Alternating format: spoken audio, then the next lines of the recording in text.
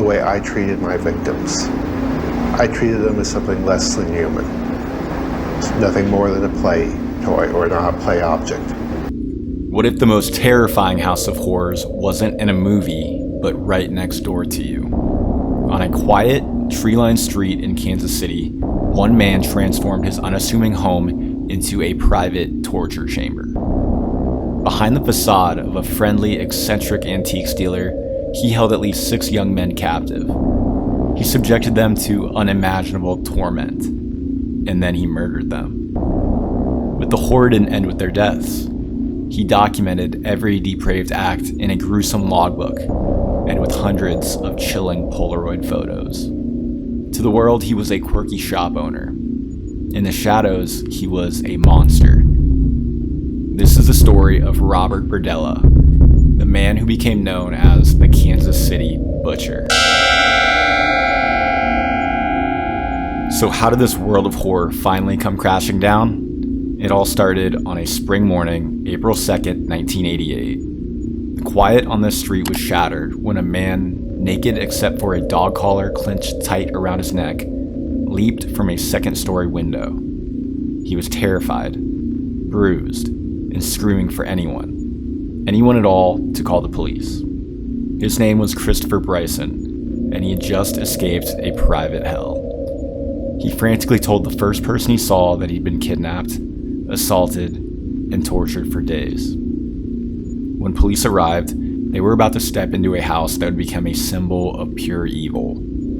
A house built by a man who had made his darkest fantasies a reality. To everyone around him, Robert Bob Berdella looked harmless. He was born in 1949, and growing up, he was known as the shy, smart kid. But he was also bullied and kept mostly to himself. In 1967, he moved to Kansas City to study art, and people quickly noticed that he had real talent. But he dropped out of school. However, he didn't disappear. Instead, he became well known around town. He ran a strange little flea market shop called Bob's Bizarre Bazaar, selling antiques, creepy collectibles, and occult items. People thought he was odd, but friendly. His house even became a place where troubled young men could stay. Some neighbors believed he was helping them get back on their feet. He offered rides, food, and a place to sleep, and he seemed like someone you could trust. But for some young men, walking into Bob Berdella's house meant they were never going to walk out again. The seeds of this darkness were planted long before he ever moved to Charlotte Street. When Berdella was just 16, his father died of a heart attack, an event that deeply affected him. His mother's remarriage soon after left him feeling rejected and isolated. It was right around this time that he saw the 1965 film The Collector, about a man who kidnaps a young woman and holds her captive. Berdella would later admit the film made a lasting impression, sparking what he called his darkest fantasies.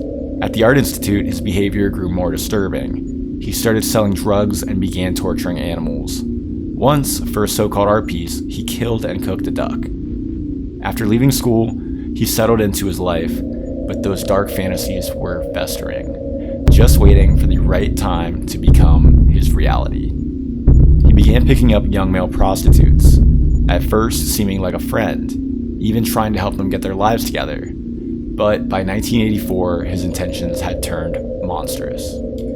The House of Horrors officially opened for business in July 1984. The first known victim was 19-year-old Jerry Howell. Berdella had known him for years. He offered Howell a ride, but instead of taking him to his destination, he drugged him with animal tranquilizers and took him back to Charlotte Street. For the next 28 hours, Howell was bound, gagged, and repeatedly assaulted until, finally, he died. This set a horrifying pattern. Berdella's methods were chillingly meticulous. He'd lure his victims, often young, vulnerable men, from the fringes of society, back to his home with promises of shelter or money.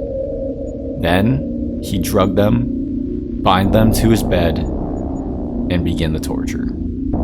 And he documented everything. He took hundreds of Polaroid photos, capturing every stage of the abuse, and kept a detailed logbook where he noted times, drug dosages, and the sickening details of his experiments.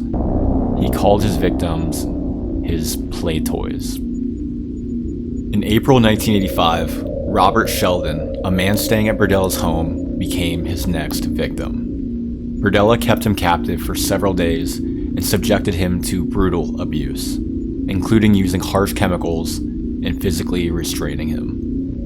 When someone was scheduled to come to the house, Berdella suffocated Sheldon with a plastic bag to keep him from being discovered. Over the next 2 years, more victims followed. Mark Wallace in June 1985 and James Ferris in September. During this time, Berdella's violence escalated. He restrained his victims for long periods and began using electric shocks as part of his abuse. In June 1986, 23-year-old Todd Stoops was held captive for nearly 2 weeks. Berdella used chemicals that caused severe internal injuries in an attempt to stop Stoops from making noise or escaping. Stoops eventually died from the trauma he suffered. The final known victim was Larry Pearson in 1987, who was held for weeks, repeatedly abused, and ultimately suffocated. After each murder, Berdella tried to erase the evidence by dismembering the bodies in his basement, sealing the remains in trash bags, and placing them out for garbage collection. Investigators later discovered he kept some bones and other remains as disturbing souvenirs of his crimes. This brings us back to April 2nd, 1988, and Christopher Bryson's desperate leap for freedom. Bryson, a 22-year-old, had been solicited by Berdella 4 days earlier and endured the same cycle of drugs, restraints, and abuse. But Berdella made a mistake. He accidentally left a book of matches within Bryson's reach. While Berdella was out, Bryson managed to burn through his ropes. His escape is what brought the police to 4315 Charlotte Street. Berdella arrived home to find officers on his doorstep. He denied everything and refused to let them in. But Bryson's terrifying account was more than enough to get a search warrant. When police finally entered the home, the true horror was revealed, and in the upstairs bedroom they found the burnt ropes still tied to the bedposts. They found torture devices, chemicals, and drugs, all meticulously organized. And then they found the damning evidence.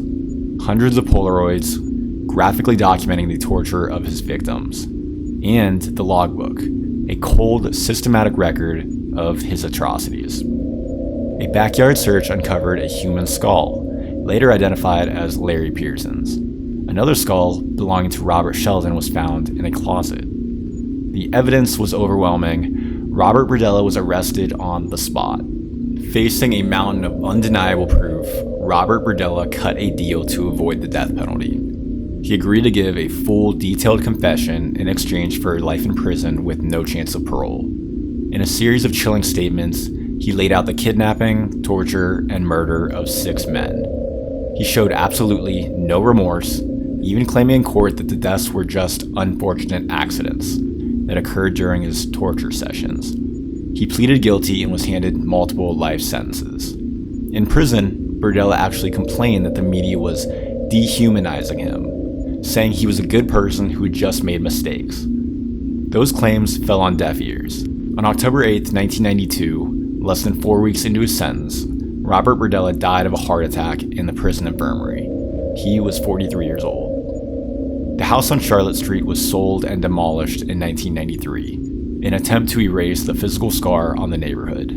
But the memory remains. Berdella confessed to 6 murders, but the photos he took suggest there may have been more victims whose identities are still unknown. For the families of the men he killed, the plea deal was a source of outrage, denying them the justice they felt they deserved. In a symbolic, if hollow victory, the mother of Todd Stoops won a civil suit against Berdella's estate, with a jury awarding a staggering $5 billion in damages. The story of Robert Berdella is a terrifying reminder that real monsters don't just exist in movies. Sometimes they're our neighbors. But the story serves as a chilling monument to the victims and a stark warning about the evil that can lurk just next door, hidden behind a quiet, closed door. Thank you guys so much for watching. If this story shocked you or kept you hooked, make sure to like the video, subscribe for more true horror stories, and if you want to see one that's even more scary, click right here to watch. Hope you guys have a great night. Peace.